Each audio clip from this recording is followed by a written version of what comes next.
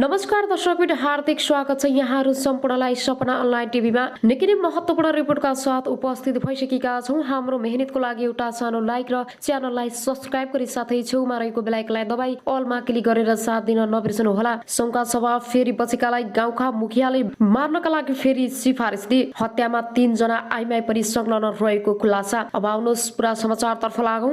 संघका सभामा 10 जना हत्याराले बल्ल खुलाए यस्तो रहस्य।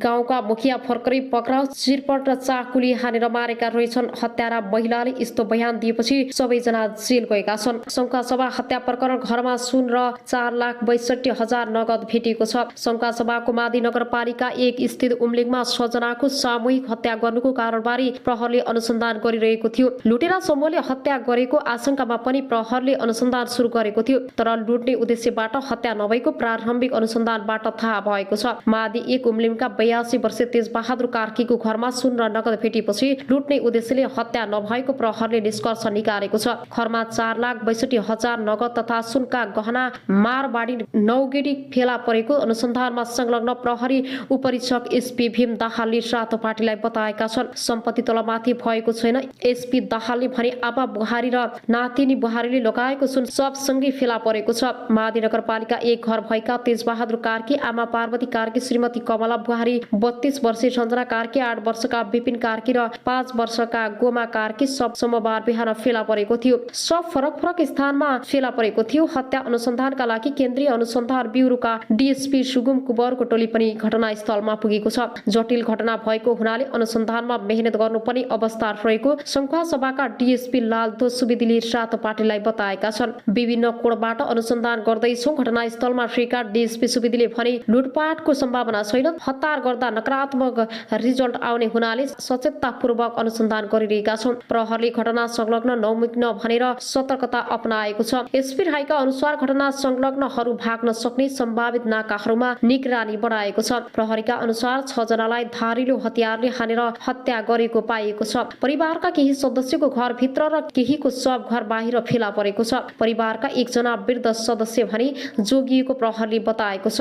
उनी घाइते छन्। उनी आँखा पनि नदेख्ने र कान पनि नसुन्ने अवस्था रहेको बताएको छ। प्रहरीका अनुसार जिल्ला प्रहरीको टोली पनि घटनास्थलतर्फ गएको छ। घर घटना भएको गाउँको एकान्त रहेको बताएको छ। घटना गैर राति नै भएको अनुमान गरिएको छ भने बिहान मात्रै प्रहरले खबर पाएको थियो। संघीय प्रहरी कार्यालय धरानबाट प्रहरी उपरीक्षक भीम बहादुर दाहाल नेतृत्वको विशेष टोलीले घटनास्थल पुगेर सूक्ष्म अध्ययन तथा अनुसन्धान सुरु गरेको थियो। सोमबार बिहान एकै परिवारका 6 जनाको हत्या भएको खबर जानकारी हुने बित्तिकै स्थानीय प्रहरी कार्यालय, प्रहरी चैनपुर र जिल्ला प्रहरी कार्यालयबाट घटनास्थलमा प्रहरी पुगेको थियो। घटनास्थल पुगेका प्रहरीले 6 जनाको शव र घर परिवार विभिन्न स्थानबाट स्पष्ट भेटेका थिए। घटनाको प्रकृति हेर्दा जिल्ला प्रहरीले मात्र घटनाको पर्याप्त अनुसन्धान हुन नसक्ने भएपछि संघीय प्रहरी कार्यालय धरानबाट तालिम प्राप्त कुकुरसहित प्रहरीको विज्ञ टोलीलाई बोलाइएको थियो। उक्त टोलीले घटनास्थलको सूक्ष्म अध्ययन गरिसकेपछि शव परीक्षणका लागि मंगलबार बीबी कोइराला स्वास्थ्य विज्ञान प्रतिष्ठान धरान पठाइएको छ। घटनाको थप अध्ययनका लागि तालिम प्राप्त कुकुरसहितको विज्ञ र प्रहरी टोली अभियुक्त पत्ता नलागेसम्म घटनास्थलमा नै रहने जनाएको छ। घटनालाई थप अध्ययन तथा अनुसन्धानका लागि नेपाल प्रहरीको केन्द्रीय अनुसन्धान ब्युरो, प्रहरीको केन्द्रीय अनुसन्धान सीआईबी लगायतको टोली घटनास्थल आउँदै गरेको जिल्ला प्रहरी कार्यालयका प्रमुख एवं प्रहरी नायब उपरीक्षक लालदो सुवेदीले जानकारी दिए। 82 वर्षीय बुधमान कार्कीको परिवारमा उक्त नरसंहार भएको हो। घरमा रहेका 7 जना मध्ये उनी मात्रै सकुशल छन्। अरु 6 जनाको भने हत्या गरिएको अवस्थामा यत्र तत्र शवहरू भेटिएका छन्। प्रहरीका अनुसार बुधमानकी पत्नी 82 वर्षीय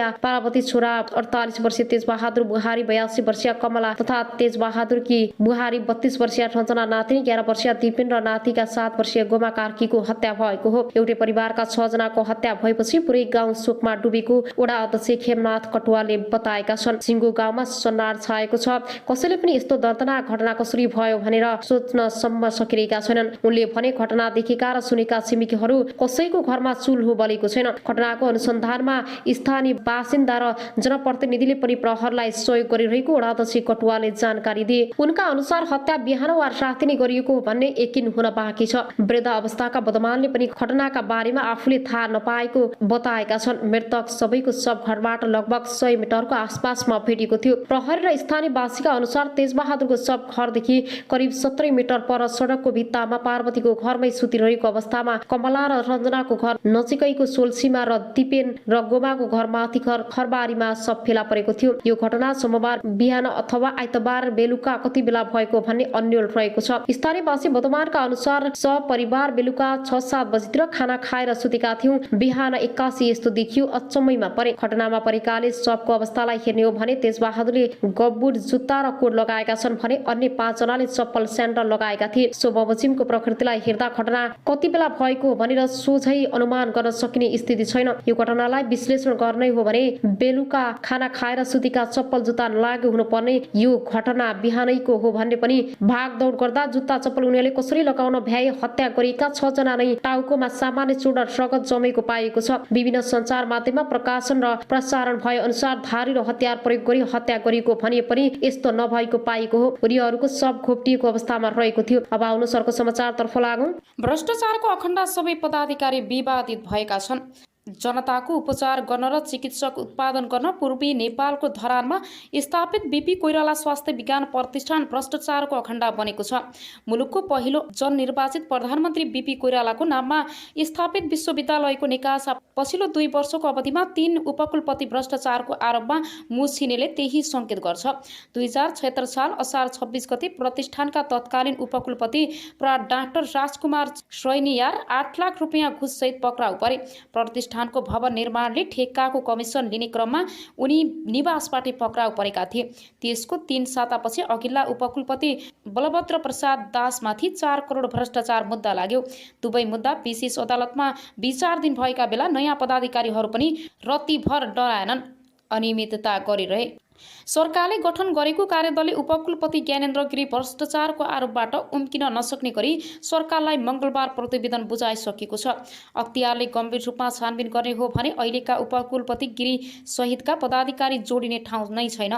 कार्यदलका एक सदस्यले अनलाइन खबरसँग भने राजनीतिको आडमा नियुक्ति भएपछि मलाई जे गर्न पछि छुट हुन्छ भन्ने सोचले यस्तो अवस्थामा पुर्याएको हो।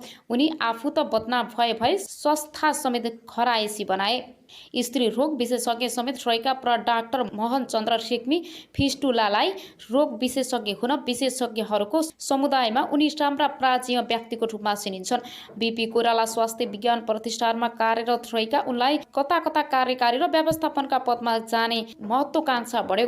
प्रतिष्ठानका उपकुलपति डाक्टर ज्ञानेन्द्र गिरीसँग हिमचिम बढाएका उनले सुरुमा अस्पतालका निर्देशकको पद ताकेका थिए। अस्पतालका निर्देशक गौरी शङ्कर शाह आफैमा योग्य नभएको जानकारहरू बताउँछन्। उपकुलपति गिरीको साथमा शाहलाई पदमुक्त गरेर अस्पताल निर्देशक पदमा जाने रेग्मीको प्रयास सफल हुन सकेनन्, तर त्योभन्दा माथिल्लो रजिस्टर बन्न सफल भए। सुरुमा उपकुलपतिसँग मिलेर काम गर्नुभयो, पछि अधिकारहरू नदिएपछि विरोधमा उत्रिनु भयो। प्रतिष्ठान स्रोतले भन्यो त्यत्रो राम्रो छवि बनाएको मान्छे बेकारमा अनियमितता र जालझेलको मतियारको रूपमा मुछिनु भयो। अहिले अख्तियारमा रेग्मीमाथि समेत छानबिन चलिरहेको छ। प्रतिष्ठानका उपकुलपति ज्ञानेन्द्र गिरीको किस्सा अझै रोचक छ। लामो समय कोशी अञ्चल अस्पताल विराटनगरका काम गरेका गिरीले सेवाकालको अन्तराधीर सुनिल शर्माहरूसँग मिलेर नोभेल मेडिकल कलेज खोलेर संस्थापक अध्ययन पनि भए। शर्माको समूहले चेपुवामा पारेपछि उनी कौडीको भावमा शेर बेच्ने बाध्य भए। त्यसपछि गिरीले अख्तियारका तत्कालीन प्रमुख लोकमान सिंह कार्कीका नातेदारसँग मिलेर विराट मेडिकल कलेज खोले। लोकमानको शक्तिको आडमा विराट मेडिकल कलेजले काठमाडौँ विश्वविद्यालयबाट विस्तारित कार्यक्रममा नाममा सम्बन्ध पारियो। गिरी काङ्ग्रेस नेता शेखर कोइरालाका नजिकका कार्यकर्ता थिए। प्रतिनिधि सभा निर्वाचन 2074मा काङ्ग्रेसले सुनिल शर्मा मोरङ 3मा उम्मेदवार बनाएपछि गिरी कोइरालासँग मिचिए। आफ्नो पुरानो पद्धतिलाई टिकट दिएको झोकमा उनले सुनिल शर्माका प्रतिस्पर्धा उम्मेदवार बनेका नेकपा एमाले नेता भानुभक्त ढकाललाई निर्वाचनमा सघाए। त्यति बेला गिरीले ढकाललाई सबै रूपमा सहयोग गरेको जानकारहरू बताउँछन्।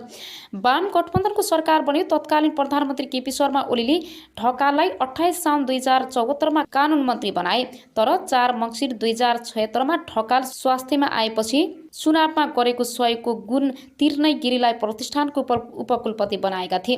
राजनीतिको आडमा पदमा पुगेका उपकुलपति गिरीले प्रतिष्ठानमा मनोमानी गर्न थाले। उनलाई कुनै शक्ति, प्राज्ञिक र आर्थिक अनुशासन जरुरी थिएन। आफ्नो समर्थन गर्ने ठानेर उनले विश्वविद्यालयमा कार्यरत डाक्टर महेश चन्द्र रेग्मीलाई रजिस्ट्रारमा नियुक्त गर्न स्वास्थ्य मन्त्री ढकाललाई सिफारिस गरे र नियुक्ति पनि दिए। उनी अहिले प्राध्यापक पद जबरजस्ती लिए